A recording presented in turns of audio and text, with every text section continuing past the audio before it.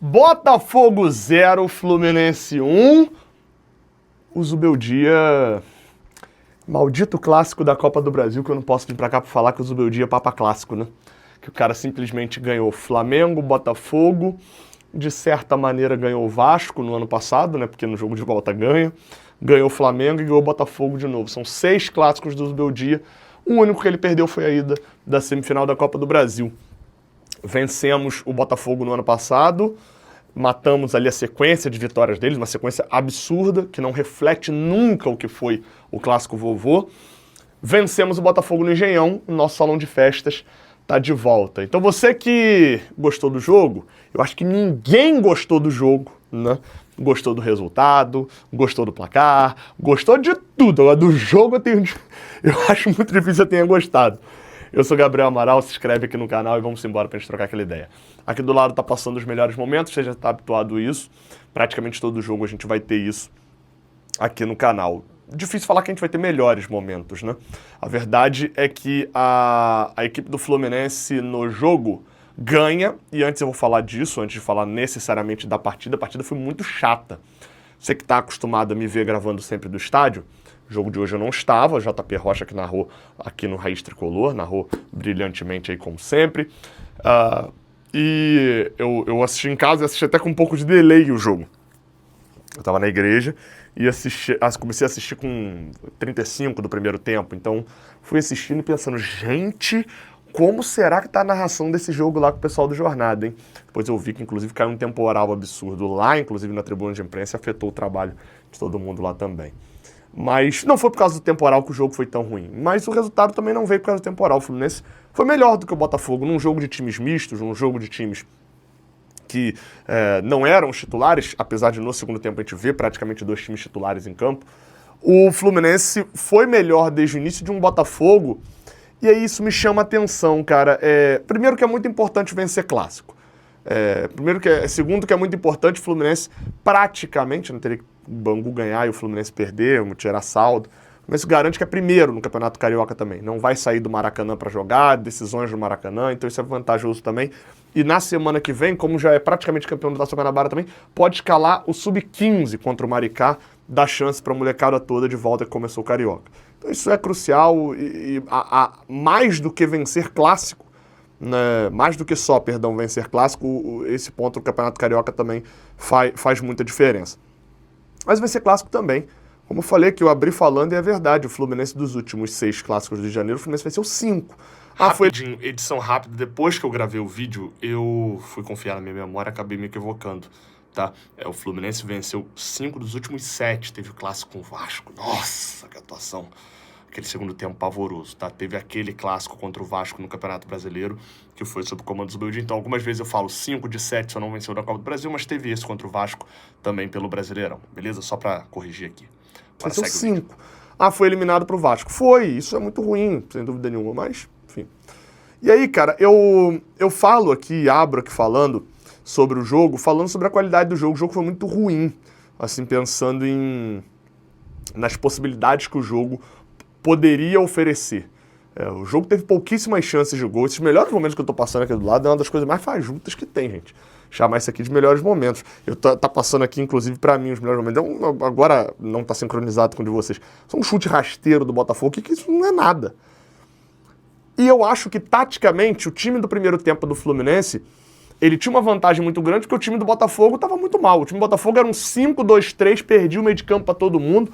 Um catadão, assim, que pode ser que dê muito certo lá pra frente, o Martin Anselmo, mas até agora... A realidade é que, nesse jogo, pelo menos, eu não vou falar dos outros jogos do Botafogo, nesse jogo, era um time que deixou o meio de campo Fluminense. Tinha 2 blocos de jogadores, os lados do campo eram tudo e o meio era nada. E no caso do Fluminense, o Lima não jogou de meia. O Fluminense não teve um Lima jogando na do Lúcio Acosta. Até porque eu acho que se o Zubeldia pensasse em jogar com o substituto do Lúcio Acosta, ele iria com o Ganso. Ele colocou o Lima como volante. Você pega a posse de bola do Lima, você pega o take do jogo. Dessa vez eu vi pela televisão, eu não tive a visão ampliada do estádio, mas isso já ficou bem claro. O Fluminense jogou com 3 volantes. Era o Bernal centralizado, o Martinelli pela esquerda, o Lima pela direita, e em vários momentos, muitos momentos, a gente via o Lima de lateral direito e o Martinelli pisando na área. ia sair com a bola, o Léo Link sair tocando, o Martinelli estava dando o primeiro bote ao lado do John Kennedy. Então eu, particularmente, não gosto muito do Martinelli nessa função, apesar de achar que o Martinelli fez uma grande partida mais uma vez. Tá? Mas gosto do Martinelli mais vindo com a bola de trás do que esse Martinelli lá na frente. Apesar de ter desfilado passes de primeira, e uma qualidade absurda o Martinelli. Mas aí o que faltava pro Fluminense? Criação.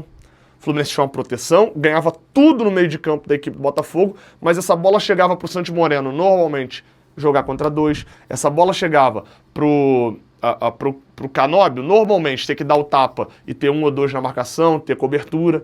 Então isso dificultava muito a criação de jogadas no primeiro tempo. O Fluminense cria muito pouco no primeiro tempo, porque de fato não tinha quem criasse a jogada. Ficava muito refém de uma tabela do John Kennedy, de um chute do Everaldo, do Canóbio, Everaldo não, do Canóbio, como o Canóbio teve duas chances, né?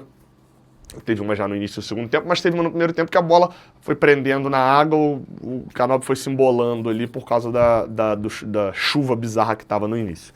E aí, cara, quando a gente vem pro segundo tempo e os times começam a mexida crucial pra mim é a saída do Lima, que eu não acho que fez um jogo ruim, tá? O Lima entrou pra ser volante, não entrou pra ser meia criador, e na sua posição fez muito bem. A mexida crucial pra mim é a mexida da saída do Lima pra entrada do Lúcio Acosta. O Fluminense passa a ter criação. A troca do Serna e do Savarino pelo Canóbio e o Santos Moreno, para mim ela é uma troca que eleva um pouco, o Serna acaba entrando melhor, achei o Canóbio não muito bem O Canóbio fez uma partida normal, o problema é que ele está fazendo algumas partidas assim já, e a gente não contava com esse Canóbio, né? E o Santos Moreno acho que errou muito, apareceu, tentou, não foi aquele jogador, o Santos Moreno, um jogador morto no ano passado, mas errou bastante também, então não conseguia dar sequência na jogada até por essa falta. Então o Serna e o Savarino ganham uma coisa muito mais fácil, porque eles jogam ao lado do Lúcio que ia criar. Já o Botafogo, os titulares que entraram não fizeram tanta diferença assim. Entrou o Santos Rodrigues, depois entrou o Montoro, não foi uma diferença tão absurda assim. E o Fluminense, desde o primeiro minuto, teve muito mais o controle do jogo do que o Botafogo, só que era um passe de lado. Você olha a imagem no final do primeiro tempo das estatísticas, é desesperador, gente. 2 finalizações do Fluminense, nada demais. Então, foi um cenário muito ruim assim, de se assistir. O jogo era modorrento. Já tinha tido chance o Fluminense, como eu falei da chance do Canóbio. O Lúcio tinha partido em uma, tentado dar o passe pro John Kennedy, acabou não funcionando a conexão. E na hora eu pensei, falei, pô, eles jogaram um pouco juntos, né? O Lúcio acabou jogando até mais com o Everaldo, e aí eu chego a brincar, falo, cara, o Lúcio se encaixou muito com o John Kennedy nos poucos jogos que a gente viu ele jogando no ano passado. Se encaixou muito, Inter, Atlético Mineiro, e já o Ganso, por exemplo, encaixava muito com o Germancano. São associações de futebol, e essa dupla, ela já tem rende frutos, cara. E o gol é um fruto disso, a troca de passes do Martinelli, o passe de primeira do Lúcio, e a calma do John Kennedy cara a cara. E aí eu não tenho como fechar essa análise do jogo sem falar sobre duas coisas. Uma, a partida extremamente segura da defesa do Fluminense, um Guilherme Arana que não tem isso como característica, mas vai se mostrando um lateral até bem preocupado com essa parte defensiva no Fluminense. Não sei se o Zubeldia tá querendo corrigir algo, tá pensando em algo, mas assim, me pareceu o Arana chegando ofensivamente, inclusive uma das chances de gol do Santos Moreno é uma jogada ofensiva do Arana, cobrança de falta e tal. Mas, repensando um pouquinho, assim, voltando a falar sobre a defesa, partida extremamente segura de Freitas, extremamente segura de Ignacio, extremamente segura da linha de defesa. É o primeiro jogo que a gente não toma gol na temporada, sem sofrer em bola aérea. Então, fica aqui o elogio. A gente critica sempre, mas fica aqui o elogio. E outra coisa, assim, dito isso, não dá pro Fluminense no último minuto, não é só para ser o momento chato aqui agora, tá? Não dá pro Fluminense, no último minuto de jogo, ganhando um clássico por 1-0. Primeiro, ter uma chance que teve, o Everaldo domina, 2 em cima dele, e faz certo. Pra mim, o Everaldo não tinha nem que ter entrado nesse jogo, tá? Porque você tá negociando com o Atlético Paranaense, sabe? Mas vai que ele mete um gol. Gente, tá falando que vai que o Everaldo mete um gol desde o ano passado. Não tinha que ter entrado. Desnecessário. Um monte de vaia no cara. O cara entra e já vai entrar com a perna bamba, ou talvez ele entre com a cabeça no outro clube. Não tinha por que entrar. Deixava o John Kennedy. John Kennedy, minuto antes dele ser substituído, ele tinha feito uma tabela de calcanhar, dando de primeira pro Serna. Não tinha necessidade de tirar o JK. Mas só para poder falar, o Everaldo faz certinho esse lance. Vamos ser justo também, o Everaldo não entrou mal. Recebe, tem 2 em cima dele, ele segura, passa o Lúcio, dá, e o Lúcio perde o gol cara a cara.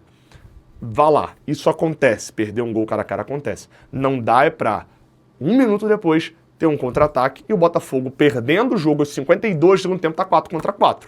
Teve a falta passou perto, não saiu o gol. Mas a gente avisa quando não sai o gol, tem aquele ditado, né? O inteligente aprende com o erro dos outros, né? O inteligente aprende com os próprios, é a pessoa que aprende com os próprios erros. O esperto é o que aprende com o erro dos outros, ou com um dia que nem aconteceu o erro, mas ele já aprendeu para não fazer mais. Não dá, faltou atenção no finalzinho. E para fechar sobre o John Kennedy, não tem como eu deixar de falar aqui. O Fluminense tem um centroavante bom, ele se chama John Kennedy. Qual que é o problema do John Kennedy? Sempre foi sequência, sempre foi esse. E ele vem mostrando sequência nesse ano.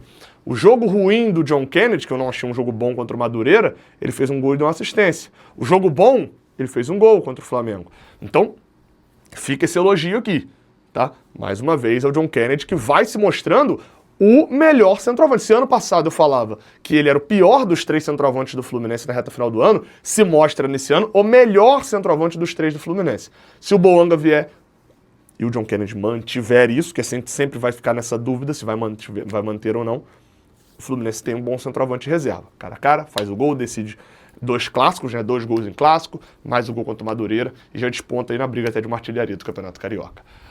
1-0 Fluminense, no meu salão de festas, mando eu, Botafogo. Tamo junto. Até a próxima e valeu!